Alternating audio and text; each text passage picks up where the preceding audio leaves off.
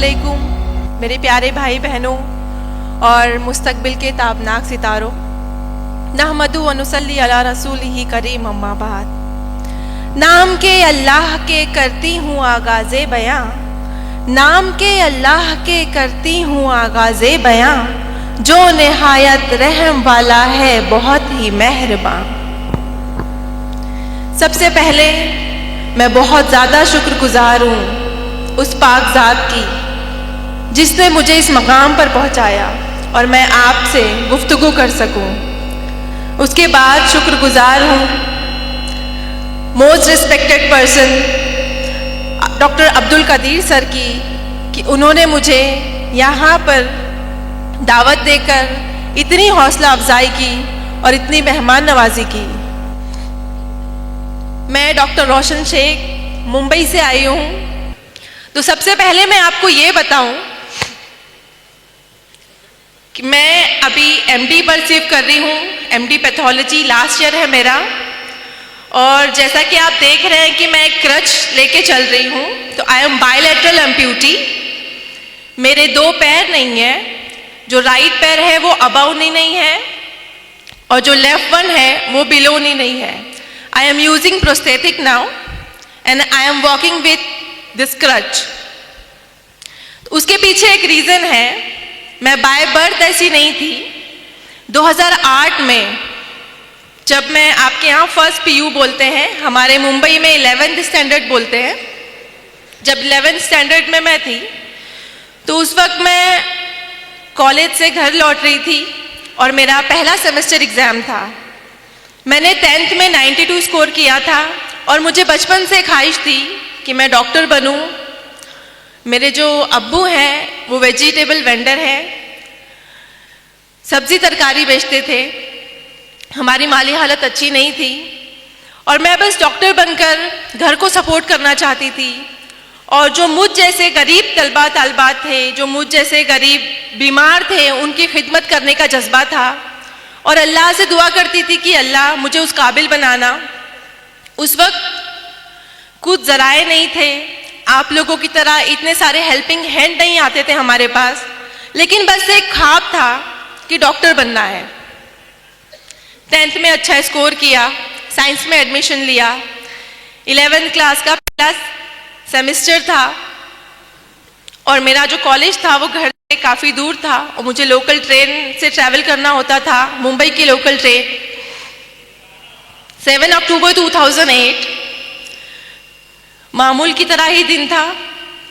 मैं जब पेपर देकर अपने कॉलेज से निकली, मैंने 12 डब्बों की ट्रेन पकड़ी बैंड्रा स्टेशन से। मैं ट्रेन के पहले डब्बे में सवार थी। ट्रेन 12 डब्बों की थी और मेरा जो डेस्टिनेशन स्टेशन था वो जोगेश्वरी था। जोगेश्वरी से पहले एक अंधेरी स्टेशन आता है जो बहुत ओवर क्राउडेड होता है। जब वो स्टेशन आया तो मैंने सोचा कि नेक्स्ट स्टेशन मेरा है, मुझे अपनी सीट से उठ के दरवाजे की तरफ आना चाहिए। ये एक लम्हा था। इस एक लम्हे में जब मैं अपनी सीट से उठी और दरवाजे की तरफ आई और दूसरे लम्हे में मैंने जब आंखें खोली तो वो 12 डब्बों की ट्रेन मेरी इतनी दूरी से, मेरे आंखों से बहुत तेज़ी से गुजर रही थी। एक लम्हे के लिए मैंने सोचा कि मैं कोई ख्वाब देख रही हूँ। मैं तो ट्रेन के डब्बे में थी, ट्रेन की पटरियों पे कैसे आ गई हूँ और ट्रेन इतनी तेज़ी से मेरे सर के ऊपर से कैसे गुजर रही है। बस एक वहम था कि अल्लाह करे ये ख्वाब हो, लेकिन मैं पहले डब्बे में सवार थी। वो 12 डब्बों की ट्रेन मेरे दोनों पहियों से कुचल के चली गई। किसी ने भी चेन नहीं खींची ट्रेन की और जब ट्रेन काफ़ी दूर जाकर रुकी और मैं जो ट्रेन से गिरी थी वो 2 स्टेशन के बीच में मैं गिरी थी चलती हुई ट्रेन से। किसी ने ट्रेन की चेन नहीं खींची और तब मुझे एहसास हुआ जब मैंने अपने राइट पैर को कटा हुआ देखा पटरियों पर, उससे बहुत हैवी ब्लीड हो रहा था and I was conscious there. मैंने अपने आज़ा को ब्लीड करते हुए देखा, एक लावारिस की तरह पटरियों पर पड़े होके मैंने यहाँ वहाँ नज़रें दौड़ाई कि एटलीस्ट कोई अल्लाह का बंदा आसपास हो जो मेरी हेल्प को आगे आए। 2 स्टेशंस के बीच में थी, तो लोगों को आने में टाइम लगा और उस वक्त हमारे पास सेल फोन नहीं होते थे। अभी तो माशाल्लाह हर स्टूडेंट के पास सेल फोन होते हैं। तो मेरे पास फ़ोन डायरी थी। जब लोग आए मेरे पास, इकट्ठा हुए 15-20 लोग, तो मैंने हर एक से रो रो कर, गिड़गिड़ा कर उस हालत में मदद मांगी कि कोई अल्लाह का बंदा एटलीस्ट मेरे घर पे फ़ोन कर कर ये बता दे कि मैं इस हालत में यहाँ पर हूँ। क्योंकि बस मेरे जहन में उस वक्त एक बात चल रही थी कि मुझे लावारिसों की तरह यहाँ पर नहीं मरना, मुझे बस घर वाले मेरे साथ होने चाहिए जब मैं इंतकाल करूं, या उन्हें एटलीस्ट ये पता होना चाहिए कि मैं यहाँ पर इस हालत में हूँ। लेकिन अल्लाह की आजमाइश थी कि उस 15-20 लोगों में से किसी ने भी मेरी हेल्प नहीं की।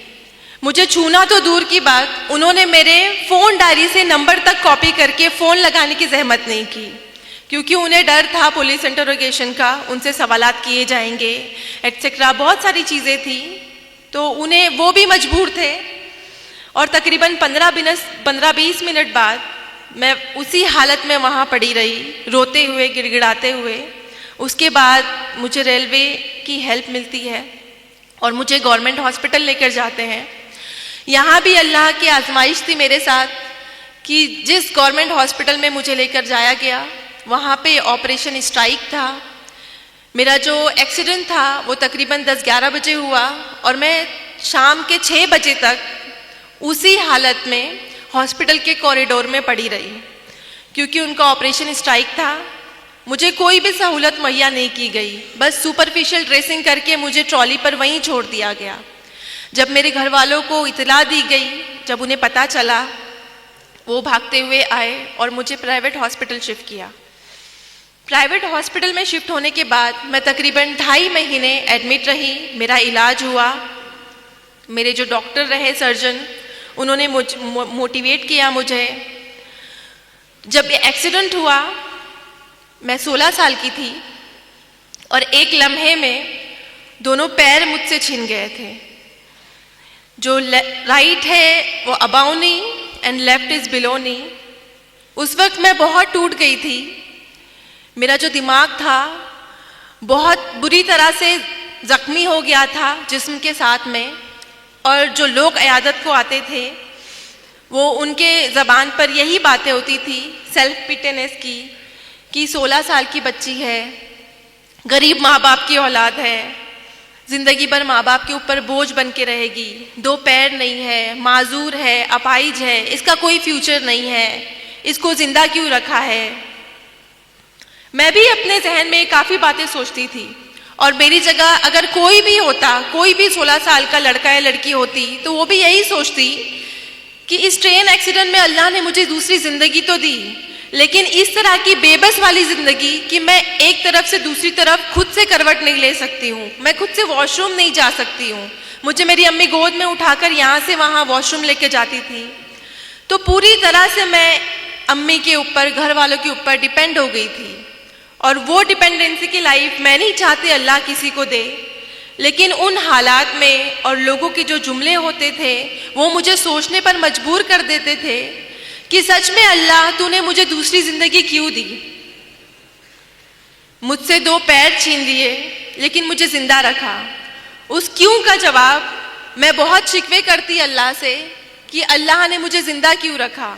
हर एक दिन दर्द से गुजरता मेरा। जब भी ड्रेसिंग होती, हॉस्पिटल में मेरी चींघें गुजा करती थी, लेकिन मैं हमेशा शिकवा गुजार होती अल्लाह से कि अल्लाह ने मुझे दूसरी ज़िंदगी क्यों दी, तूने क्यों ज़िंदा रखा मुझे। उसका जवाब मेरी अम्मी ने कुछ अल्फाज कहे जो मैं आपको बताना चाहती हूँ। मेरी अम्मी ने मुझे बस ये कहा कि बेटा, हम अशरफुल मखलूक़ात हैं, लेकिन हमें गैब का इल्म नहीं है। गैब का इल्म सिर्फ अल्लाह रब्बुल इज़्ज़त को है। आपके पास पूरा जिस्म है, आपके पास दिमाग है, आपके पास हाथ है, आपके पास आंखें हैं, आपसे सिर्फ छीना है तो क्या, 2 मामूली पैर, सिर्फ 2 पैर लिए अल्लाह ने आपसे, और वो भी अल्लाह की चीज़ थी, तो उससे शिकवा कैसा। आपके पास दिमाग है, आपके पास आंखें हैं, हाथ हैं, आप पढ़ाई करो, अपना ख्वाब पूरा करो। तो इस मोटिवेशन में मेरी घर वालों ने बहुत सपोर्ट किया, मेरे स्कूल और कॉलेजेस के असातिज़ा ने, मेरे डॉक्टर ने मुझे मोटिवेट किया और उन्होंने कहा कि आपके 2 पैर नहीं है तो क्या हुआ, आप चल नहीं सकती हैं तो क्या हुआ, आप डॉक्टर बन सकते हो और इंशाअल्लाह आप एक दिन ऐसे चलोगे प्रोस्थेटिक लेग से कि सामने वाला देखकर आपको अंदाज़ा नहीं लगा पाएगा कि आपके पास 2 पैर नहीं है। उस वक्त मुझे लगता था कि ये सारी तसल्ली वाली बातें हैं, ऐसा कुछ नहीं होता, लेकिन मैंने हिम्मत नहीं हारी। मैंने सोचा कि जब अम्मी कह रही हैं, सारे घर वाले कह रहे हैं कि अल्लाह ने कुछ प्लान किया है मेरे लिए जो मुझे अभी दिखाई नहीं दे रहा, मुझे सिर्फ मुश्किलें नज़र आ रही हैं कि मेरे पास 2 पैर नहीं है, लेकिन उसके आगे का अजर शायद मैं नहीं देख पा रही हूँ, जिसके लिए मुझे मेहनत करनी है। तो मैंने मेहनत स्टार्ट की, मैंने स्टडी की। जिस ईयर में मेरा एक्सीडेंट हुआ था, I was in 11th standard, मैंने वो ईयर स्किप नहीं किया, मैंने व्हील चेयर पर एग्ज़ाम दिया, मैंने 12th कंप्लीट किया और अल्हम्दुलिल्लाह से मैंने फर्स्ट क्लास से 12th क्लियर किया। और फिर उसके बाद एडमिशन के लिए आपको पता है उस ज़माने में, अभी तो नीट है बट हमारे ज़माने में CET हुआ करता था, तो कॉमन एंट्रेंस टेस्ट में मैंने all over Maharashtra 3rd rank लिया PH कोटे में।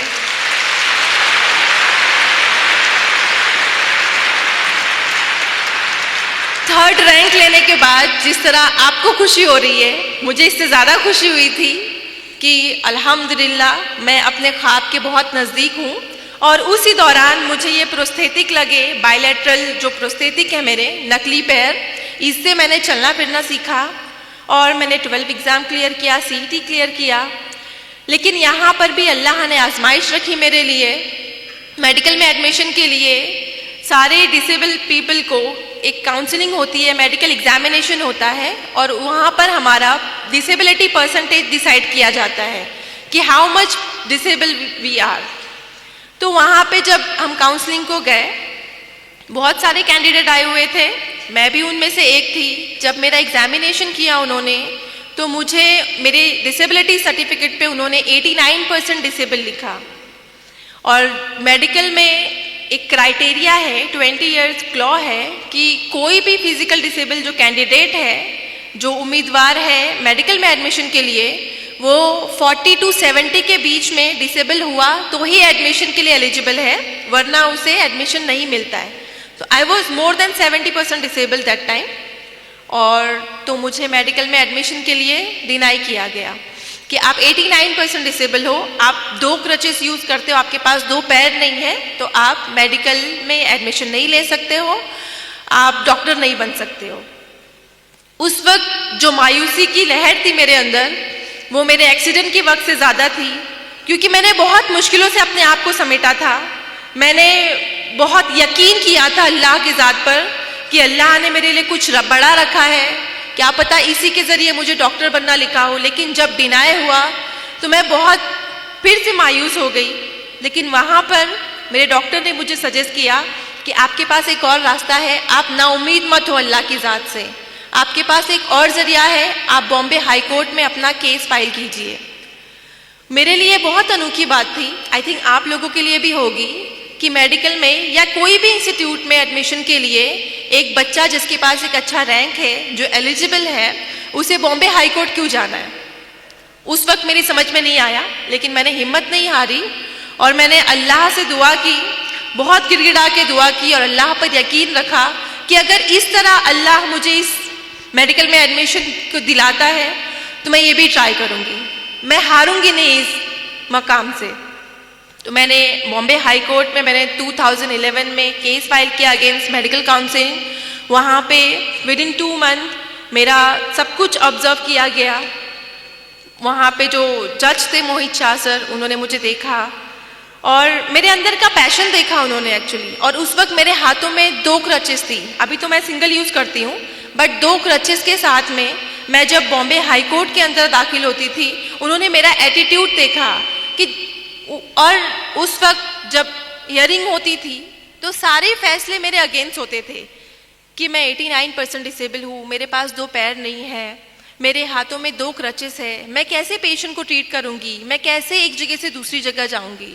तो सब कुछ मेरे अगेंस्ट था और मैं बहुत नाउमीद हो गई थी कि शायद मुझे यहाँ पे भी डिनाई मिलेगा। और मुंबई में ऐसा कोई केस नहीं था कि मोर देन 70% डिसेबल के बाद भी किसी को एडमिशन मिला हो। मेरा केस पहला केस था जो बॉम्बे हाई कोर्ट में गया।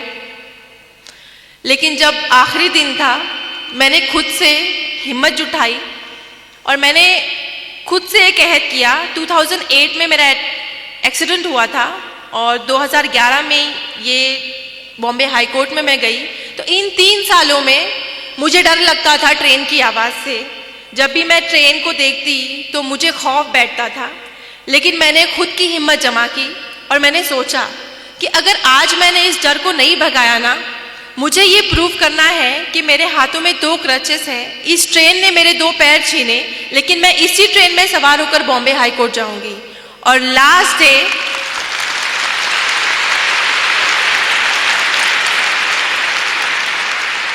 कोर्ट हियरिंग का फाइनल डे था, जब मेरे फेवर या अगेंस्ट में फैसला आने वाला था। मैंने ये रिस्क लिया। मैं अकेले मेरे जोगेश्वरी से CST ट्रेन में ट्रैवल करके गई और ये बात मेरे एडवोकेट ने जज साहब को बताई। वो बहुत इम्प्रेस हुए। और आप सबको पता है कि मुंबई की लोकल ट्रेन कितनी क्राउडेड होती है। उन्होंने कहा कि हम जैसे नॉर्मल इंसान नहीं आ सकते एक जनरल डब्बे में, और ये बच्ची जस्ट बिकॉज इसको एडमिशन चाहिए, उसके अंदर इतना पैशन है कि उसको डॉक्टर बनना है, मैं इसको एक मौका देना चाहता हूँ। ये बात अल्लाह ने उनके दिल में डाली। मेरे फेवर में फैसला करना उनके लिए बहुत बड़ा रिस्क था, क्योंकि ऐसा कोई केस नहीं था। लेकिन उन्होंने मेरा पैशन देखा, हार्डवर्क देखा, अल्लाह पर यकीन देखा और उन्होंने अल्हम्दुलिल्लाह मेरे फेवर में जजमेंट दिया। और उसके बाद आप अल्लाह के करिश्मे देखिए कि जहाँ एक तरफ मुझे लगता था कि मुझे मेडिकल में एडमिशन नहीं मिलेगा, और दूसरे दिन ये हुआ कि मेरे फेवर में जजमेंट देने के बाद मुझे इंडिया के टॉप मोस्ट कॉलेज में एडमिशन मिला, सेठ GS medical college and KEM hospital. मैं बहुत ज़्यादा शुक्रगुजार हुई अल्लाह की, और मुझे यकीन हो गया और यकीन पुख्ता हो गया कि अल्लाह ने इतनी आजमाइशें लिखी तो है मेरी ज़िंदगी में, लेकिन मुझे नवाजा क्या जो मेरी हैसियत भी नहीं थी। मैंने कभी नहीं सोचा था कि मुझे इतने टॉप मोस्ट कॉलेज में एडमिशन मिलेगा, लेकिन मेरे ऊपर एक जिम्मेदारी थी कि मुझ पर भरोसा करके जो चीफ जस्टिस सर ने मेरे फेवर में सबके अगेंस्ट जाकर मेरे हक में फैसला सुनाया था, मुझे उनको सही साबित करना था। और मुझे उन तमाम लोगों को गलत साबित करना था जो अयादत के दौरान आते थे और मुझ पे ताने कस के जाते थे कि ये ज़िंदगी भर माँ बाप के ऊपर बोझ बनकर रहेगी, इसकी लाइफ में कुछ भी प्रोग्रेस नहीं होगा, ये हमेशा बेड रिडन रहेगी। मुझे उन सबको प्रूव करना था कि 89% डिसेबल होने के बाद, 2 पैर नहीं होने के बाद भी एक लड़की, मुस्लिम माशरे से ताल्लुक़ रखने वाली लड़की डॉक्टर बन सकती है। MBBS डॉक्टर बन के मुझे उन लोगों को गलत साबित करना था। 5.5 साल मैंने बहुत तकलीफ़ें उठाई। हमारे लेक्चर हॉल काफ़ी दूर होते थे। हर लेक्चर में मैं 10-15 मिनट लेट पहुंचती। एहसास कमतरी होता मुझे कि मैं लेट पहुंच रही हूँ, मेरा लेक्चर मिस हो रहा है, और 3-3, 4-4 घंटे नॉन स्टॉप खड़े रहना होता था। लेकिन मैंने इन सारी जो नेगेटिव बातें जहन में बनती कि मुझे दर्द हो रहा है, मुझे नहीं करना है, मुझसे नहीं होगा, इन सब को मैंने हटा के एक गोल फोकस किया। जैसा कि सर ने बताया कि अगर आपका गोल, आपने अपने गोल को फोकस किया है तो बाकी की जो नेगेटिविटी है वो आपको कभी भी रुकावट नहीं बनेगी। मैंने हमेशा एक गोल फोकस किया था कि मुझे MBBS करके लोगों को जवाब देना है, और मेरे जैसे जो जितने भी कैंडिडेट होंगे, जिनको भी डिनाई होता होगा या जो भी मायूस हो जाते होंगे, उनके लिए नई राह खोलनी है। मेरा एक मकसद था। तो मैंने 5.5 साल कड़ी मेहनत की, अल्लाह से दुआ की, और अल्लाह पर यकीन रखने का फल मिला। और 2016 में मैंने फर्स्ट क्लास से MBBS पास किया। और इस तरह से मैं मेरे अम्मी के ख़ानदान और अब्बू के ख़ानदान में पहली डॉक्टर बनी। हमारे जो फैमिलीज़ हैं उनमें लड़कियों को ज़्यादा तालीम देने का रिवाज नहीं है। मेरे जो अम्मी अब्बू हैं, सारे ख़ानदान के अगेंस्ट जाकर हम 3 बहनों को आला तालीम दिलाए।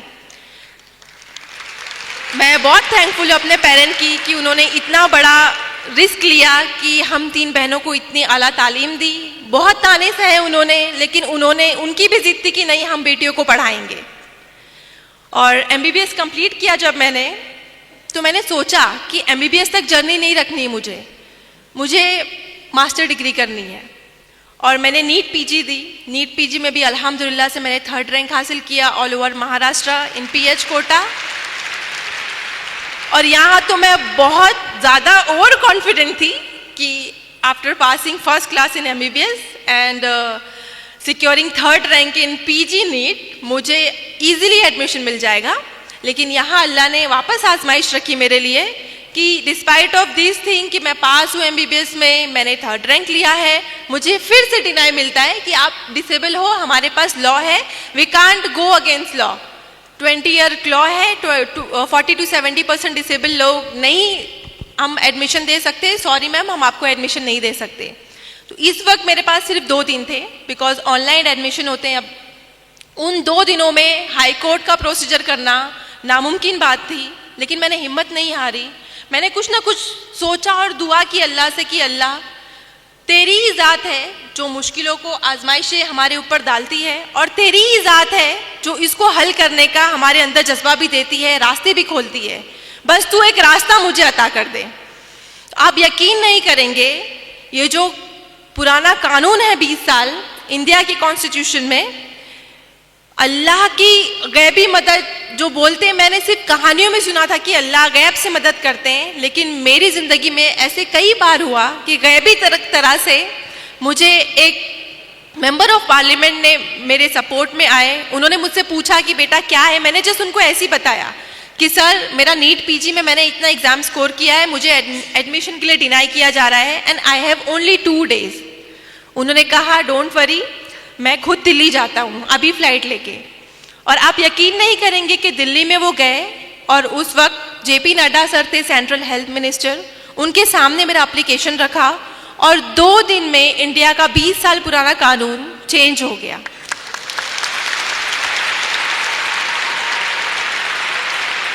ये इंडियन कॉन्स्टिट्यूशन में तारीखी वाकया है कि कोई भी इतना साल पुराना कानून 2 दिन में चेंज हो जाए जस्ट बिकॉज ऑफ 1 एप्लीकेशन। तो ये अल्लाह का करिश्मा नहीं है तो क्या है, आप इसको क्या कहेंगे? अल्लाह की ज़ात पर यकीन रखने का फल है ये। अल्लाह की ज़ात पर यकीन था मुझे कि अगर अल्लाह ने इतनी आजमाइशें दी हैं तो हल भी वही निकालेगा। और उसके बाद जब ये रूल चेंज हुआ, और आपको बताऊं कि मैं अगेन मुझे MD में सेम कॉलेज में एडमिशन मिला, सेठ GS medical college and KM hospital. और अभी मैं आपके सामने MD के लास्ट ईयर में हूँ। मेरे फाइनल एग्ज़ाम मई और जून में है। आप लोगों से दुआ की दरख्वास्त है कि आप लोग प्लीज़ मेरे हक़ में दुआ कीजिए कि मैं ये भी अच्छे नंबरों से कामयाब हो जाऊँ और लोगों को बहुत इंस्पायर करूँ। अल्लाह मेरे ज़रिए अगर ये काम करवाना चाहता है, मैं बहुत खुश हूँ, बस आप लोगों की दुआ चाहिए। ये सब मेरी ज़िंदगी के फैक्ट्स थे जो मैं आप लोगों के सामने रख रही थी। मैं अपनी ज़िंदगी के हालात इस मकसद से आपके साथ शेयर कर रही थी कि हालात चाहे जैसे भी हों, हमें अल्लाह की ज़ात से उम्मीद नहीं छोड़नी चाहिए, क्योंकि हालात को लाने वाली और उसको हल करने वाली ज़ात सिर्फ अल्लाह की होती है।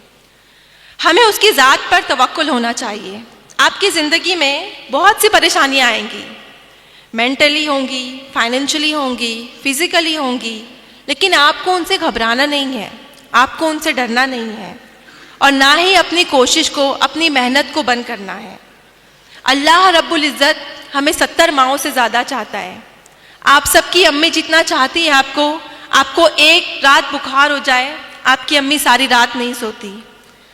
अल्लाह ताला 70 माओं से ज़्यादा चाहता है हमें, तो हमारी हैसियत से ज़्यादा मुश्किलें कैसे दे सकता है वो हमें? बस उसकी ज़ात पर यकीन रखो। और कहते हैं ना, अल्लाह अपने उन्हीं बंदों को आजमाता है जिनको वो सबसे ज़्यादा प्यार करता है। इंसान को कोई चीज़ तब तक नहीं हरा सकती जब तक वो खुद हार ना मान ले। मुश्किलों से लड़ना सीखिए मेरे दोस्तों, इंशाअल्लाह कामयाबी आपकी कदम चूमेगी। जैसा कि शेर में कहा है, परेशानियों से भागना आसान होता है, परेशानियों से भागना आसान होता है, हर मुश्किल वक्त जिंदगी में एक इम्तिहान होता है। हिम्मत हारने वाले को कुछ नहीं मिलता जिंदगी में, हिम्मत हारने वाले को कुछ नहीं मिलता जिंदगी में, मुश्किलों से लड़ने वालों के कदमों में जहान होता है।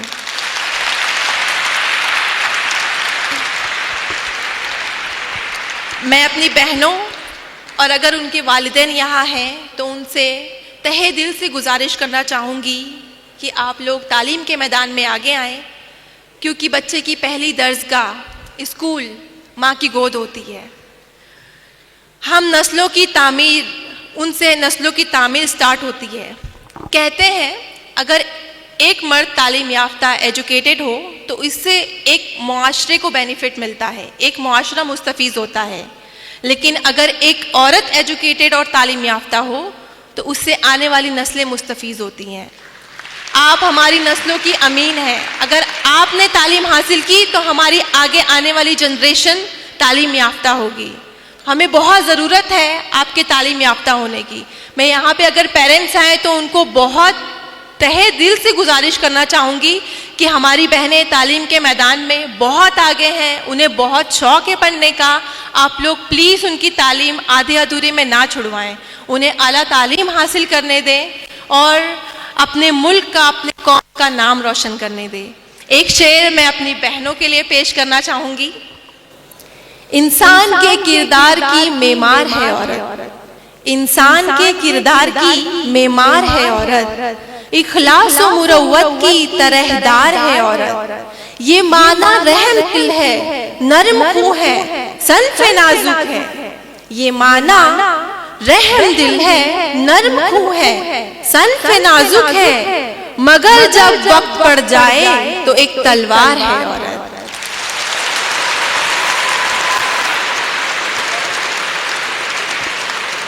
यहाँ पर आने वाले तमाम स्टूडेंट से मैं फिर से रिक्वेस्ट करना चाहूँगी कि आप सबको इतना बेहतर शाहीन इंस्टीट्यूट मिला है, डॉक्टर अब्दुल कदीर सर की सरपरस्ती मिली है। आप सब बहुत ज़्यादा खुश नसीब है। बिलीव मी, जब मैंने अपना नीट पीजी क्लियर किया, जब मैंने अपनी नीट की तैयारी की, हमारे पास ऐसा कुछ नहीं था। मेरे पास सिर्फ बुक्स थी और उस बुक से मैंने पढ़ाई की। मेरे पास इतनी गाइडेंस नहीं थी, इतने अच्छे टीचर्स नहीं थे, अब्दुल कदीर सर नहीं थे, शाहीन इंस्टीट्यूट नहीं था।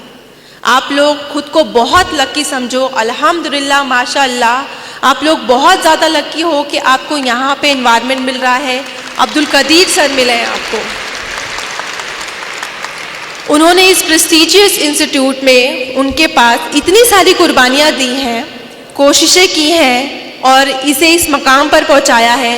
आप सबको पता होगा 1989 में सर ने यहाँ पे स्टार्ट किया 17 बच्चों से और आज अल्हम्दुलिल्लाह अल्लाह ने इतने सारे बच्चे नवाजे उनको।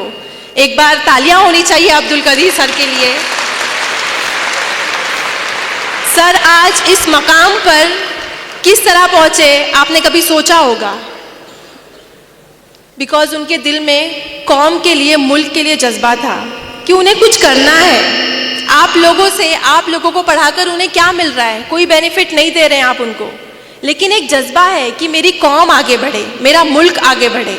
और उस जज्बे को लेकर सर ने कोशिश की, दिन रात कोशिश की, ज़ीरो से लेकर आज इतना बड़ा मकाम किया सर ने। और आज सर उस मकाम पर है कि आप लोगों के लिए और करोड़ों लोगों के लिए एक इंस्पिरेशन बन गए। तो एक से शेर मैं सर के लिए कहना चाहूँगी। तारीख हो राहें तो नई राह दिखाएं। तारीख मतलब आपको पता है अगर अंधेरा। तारीख हो राहें तो नई राह दिखाएं, सोई हुई कौमों में ये हिम्मत को जगाएं। रहबर भी ये, हमदम भी ये, गमखार हमारे, अब्दुल कदीर सर ये बच्चों के हैं मेमार हमारे।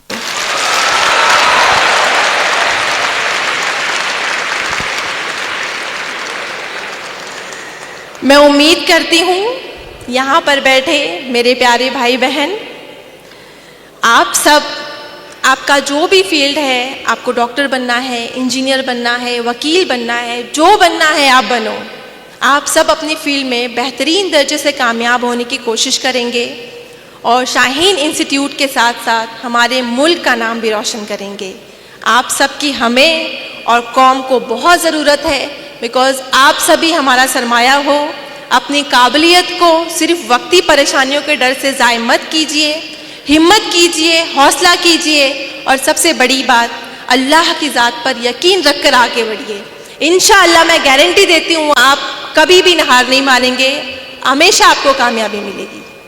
और एक शेर लास्ट आप सबके लिए, मंजिल से आगे बढ़कर मंजिल तलाश कर, मंजिल से आगे बढ़कर मंजिल तलाश कर, मिल जाए तुझको दरिया तो समंदर तलाश कर।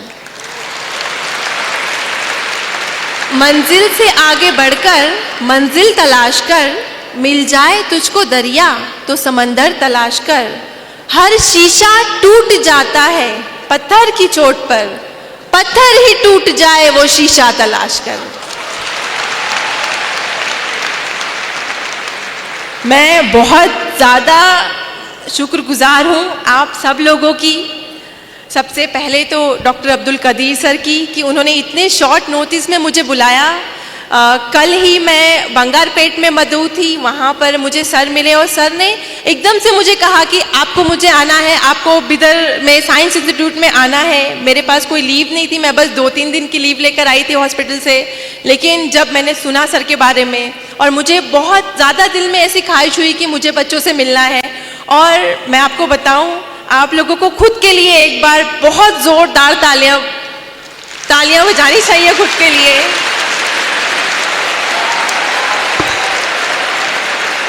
इतना ज़्यादा तहम्मुल से, जबकि इतनी ज़्यादा तादाद है यहाँ पर माशाल्लाह, लड़कियों की भी लड़कों की भी।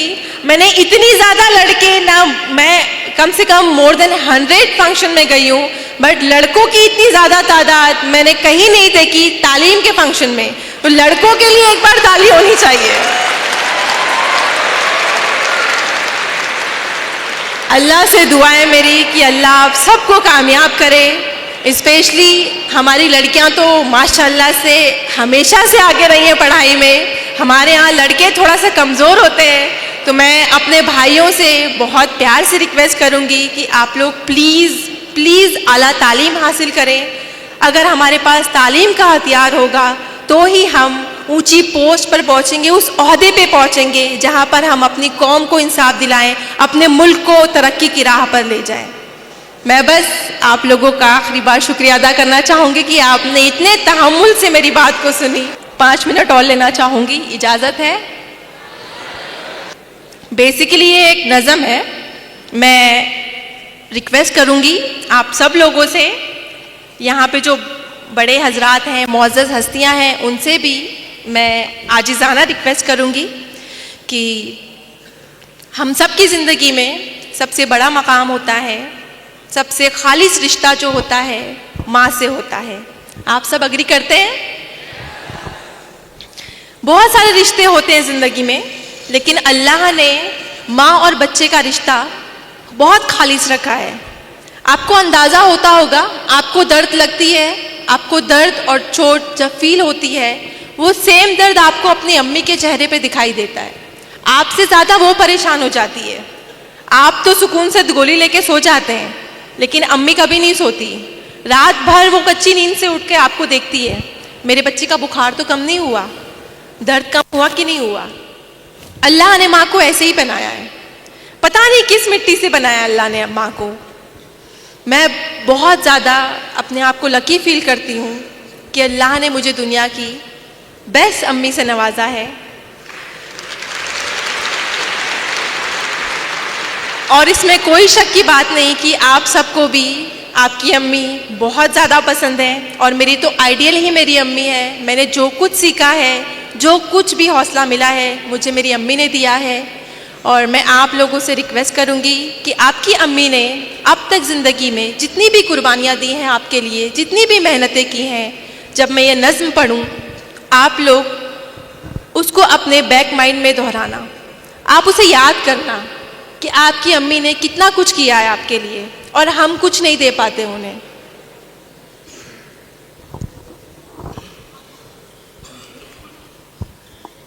ऐ मेरी माँ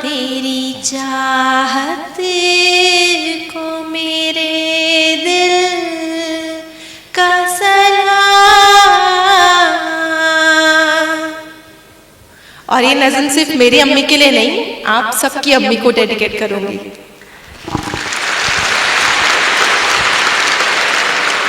तो प्लीज फील कीजिएगा इसको, ठीक है? विदाउट फील सुनने में मजा नहीं आएगा।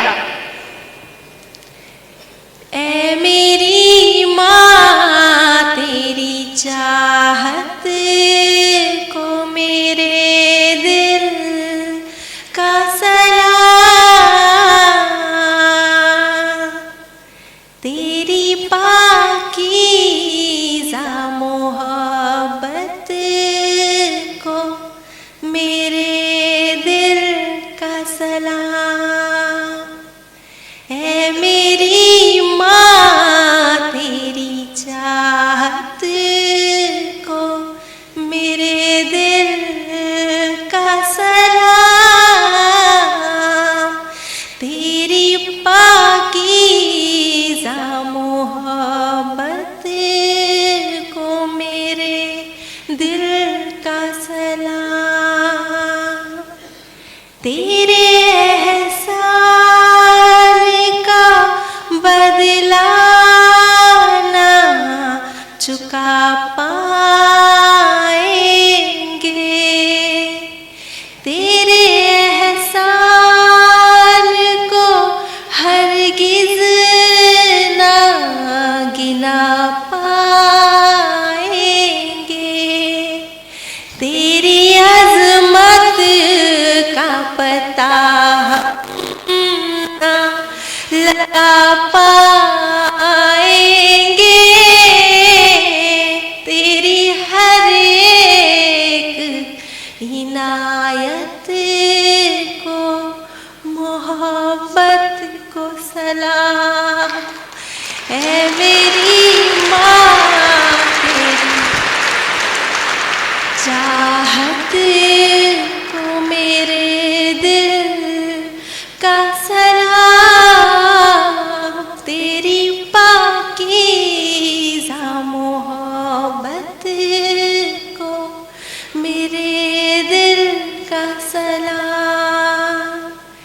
मेरे ज़ख्मों पे रखा तूने दुआ का मरहम, कितने बर्दाश्त किए मेरे लिए दुख और गम, मेरे अल्लाह का नाज़िल हो तेरे दिल पे करम, तेरी पाकीज़ा दुआओं की अजा